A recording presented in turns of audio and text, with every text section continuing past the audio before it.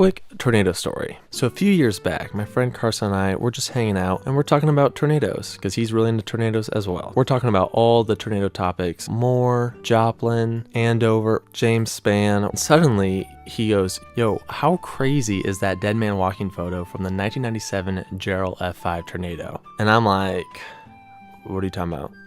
What? And he's like, dude, you haven't seen it? And I'm like, no. So he pulls up the photo on his phone and he shows me this terrifying photo of a tornado that looks like a monster walking across a field. These two inner vortices representing legs and this horizontal vortice representing a scythe-like arm. Truly terrifying. Now, Carson specifically said that this was a still photo from a home video. And it does kind of have that grainy video look to it, that VHS look to it. And I was like, okay, well, I want to actually see if it's like walking. Like, does it actually show a walking like motion in the video? I mean, I had so many questions. So later that night, I tried to look it up. I tried to search for the dead man walking tornado video and I went down a major rabbit hole. So that's what we're talking about today. We're going to go over one of the most infamous tornado photos of all time. Is this truly a still taken from a video? Who took the photo/video? Where was this photo/video taken? And we'll also talk about other famous dead man walking tornado videos, including Joplin, El Reno, Cullman, and Xenia. But before we do that, be sure to subscribe for more tornado content and other weather phenomena here at Soil Studios. Let's get into the video. Okay,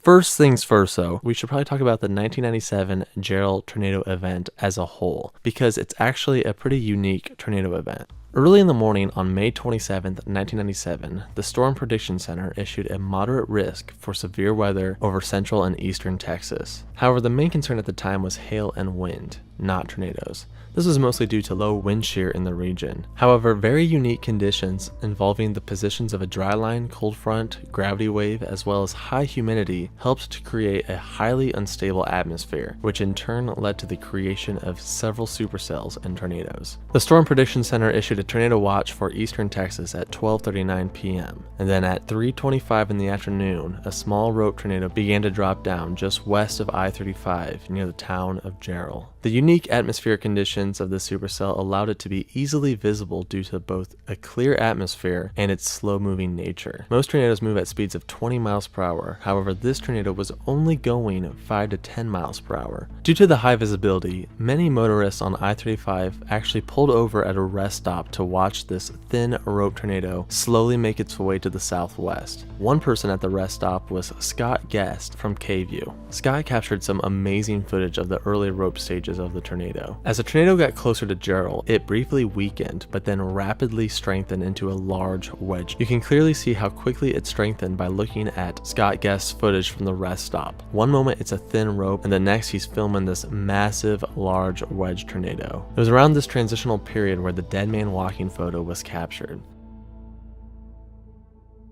At this point, the tornado was at peak intensity and it barely dodged the main section of Jarrell. However, it would unfortunately directly hit the subdivision of Double Creek Estates around 3:48. It was here that the tornado claimed 27 lives and caused some of the most intense damage ever seen by a tornado. Do you want to know what F5 damage looks like? It looks like Jarrell. Well-built homes completely swept off their foundations. Deep trenches were dug into the grass. Truly insane damage. Many believe Jarrell had wind speeds close to 300 miles per hour, while others claimed the wind speeds were around 260 and that the intense damage was caused by the tornado's slow movement. So let's go back to the photo real quick. This was taken right before it went into Double Creek Estates. So this was literally the moment before 27 people would lose their lives, which really just adds to the terrifying nature of the photo. But where did this myth and legend start? Where did it begin? Well, the origins of this specific photo being called the dead man walking tornado photo can be traced to a Channel 5 documentary that aired on TLC back in 1999. About a third of the way through the documentary, they showed this clip. An ancient Native American legend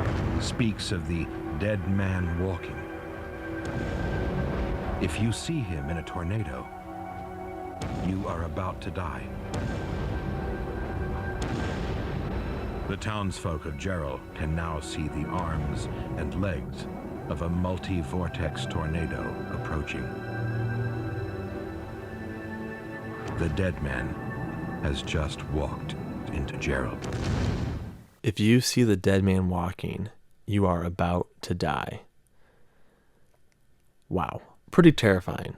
But is it even true? Is this an actual Native American legend? Well, actually, yes. I've had several Native American commenters on previous videos talk about how their grandmother or grandfather would tell them the dead man walking tornado legend. So this is indeed a story that has been retold and passed down for several generations. I do plan on doing a Native American history of tornadoes video, just FYI, so do subscribe. So what actually causes it to look like a man/monster walking? This illusion is caused by the strange, shape-shifting nature of a multi-vortex tornado. A multi-vortex tornado is a rare type of tornado that contains several powerful subvortices, aka suction vortices, within the main tornado itself. Our brain is very good at personifying different shapes, so sometimes these multi-vortex tornadoes can actually appear human to us. Now, usually only the most powerful EF4 and EF5 tornadoes are multi-vortex. So the legend of if you see a dead man walking, you are about to die is actually kind of based on truth, because if you're in that close of a proximity to an EF4 or EF5 tornado, you're in a really dangerous situation. So where did this photo/video come from? Well, of course, I started off by looking for the footage on YouTube.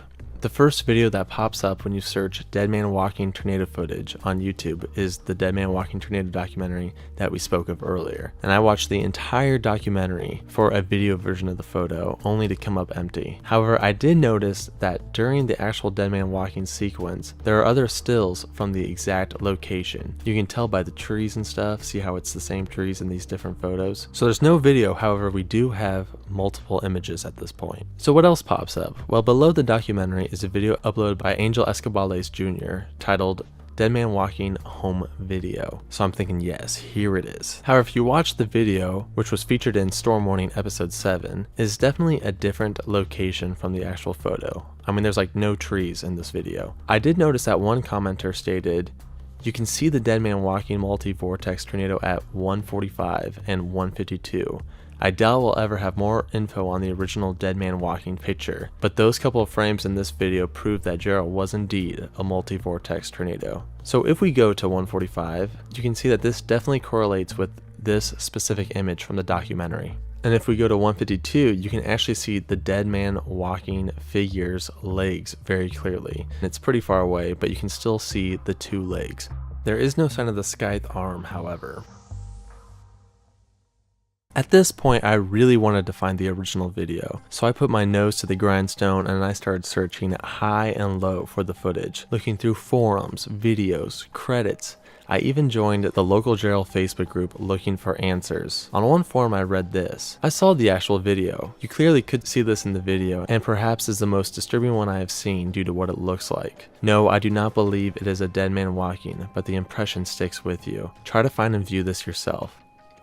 One person from another forum actually claimed to have taken the dead man walking video. However, I'm a little suspicious. I even hopped on a Google Earth trying to find the exact location of the photo by using the tree positions and the fence. My efforts would prove to be unsuccessful. At one point, I had given up hope until I came across a specific forum on Stormstalker. John asks the question, was there a documentary that aired on TLC a while back that featured a video of the vortex breakdown, the transition from rope to wedge, and the so-called dead man walking, where the suction vortices are clearly visible? If so, is it available anywhere? Of course, he's talking about the TLC documentary that we were talking about earlier, but one reply was pretty interesting below. Michael stated, I don't know of any video, but the original Time magazine article on the Jarrell tornado has a photo of it. It was taken by Scott Beckwith. I still have the original magazine article. And of course, I found the exact Time magazine article. The article comes from the June 9th, 1997 issue and is found on page 34. The article is titled Nowhere to Run, and it was written by Belinda Luscombe. The article goes over the Jarrell tornado and the tragedy of Double Creek Estates. But if you look on the side, you can see the dead man walking photo. And below it says, photos courtesy of Scott Beckwith. Finally, we have a name. Scott Beckwith was the man who took the photo. Scott Beckwith's photos are shown in the margins in chronological order with the caption, Funnel of Death, in photographs taken over 8 minutes. The tornado at first appeared thin, but then it gathered strength and seemed to grow at least in triplicate until it became the monster that destroyed Jarrell, Texas. So the case has been solved. We now know that the infamous dead man walking photo is just one photograph that's part of a larger tornado photograph sequence. It is very interesting to look at the development of the tornado from Scott's perspective. The tornado appears to be heading straight toward him as it stays in the same general spot on the horizon. I wanted to figure out exactly where his location was, so I was able to go online and I found out that he took the photos as an employee at the Jarrell Farm Supply. Jarrell Farm Supply is now out of business, but I was able to locate the address on Google. I hopped onto Google Maps to see if any of the trees or the fence were the same from 1997. The first thing I noticed is that the original Jarrell Farm Supply building is completely gone. However, I used the old time machine technique and I was able to confirm that this was indeed the correct position. I surveyed up and down the road trying to find the exact spot. I noticed that there was this little metal fence thingy in the photographs, so using that I was able to find the spot where the photos were taken. And yeah, the landscape does appear to look very similar. Now, the last photo in the sequence shows the tornado at its most violent point, but you'll notice that the foreground is completely different. Well, that's because the tornado actually crossed in front of Scott slightly to the left and ended up in this position, which tragically correlates over the exact spot of Double Creek Estates. I wanted to know more about Scott Beckwith and his famous photograph sequence, and I came across this book, Jarrell, by Mary H. Hodge and Priscilla S. King. I purchased the book and it was very interesting. You should check it out if you want to know more about the event and the town of Jarrell. I purchased this book because it goes more in depth with the Scott Beckwith photo sequence. In fact, there are several of his photos that I had never seen before. He was even able to capture a moment when the condensation funnel completely disappeared between the rope stage and the multi-vortex stage. Look at this amazing photo. Scott Beckwith was even able to capture photos of the insane damage that occurred at Double Creek Estates. So much about the 1997 Jarrell, Texas tornado is unique. The slow speed, the opposite direction it traveled from most tornadoes, the fact that it was so insanely powerful, just the weird conditions in general. And that's why footage of this tornado is so important. It truly was a strange meteorological event, and the more knowledge we have about it, like footage, the better we can predict something similar happening in the future. Angel Escobales Jr. has done an exceptional job trying to piece together the 1997 Jarrell tornado, and I highly recommend you check out the channel. One video is completely dedicated to finding the missing Jarrell tapes. The conditions were perfect for filming this, so it's likely that many people have home videos of this and are just sitting on them or they're buried somewhere.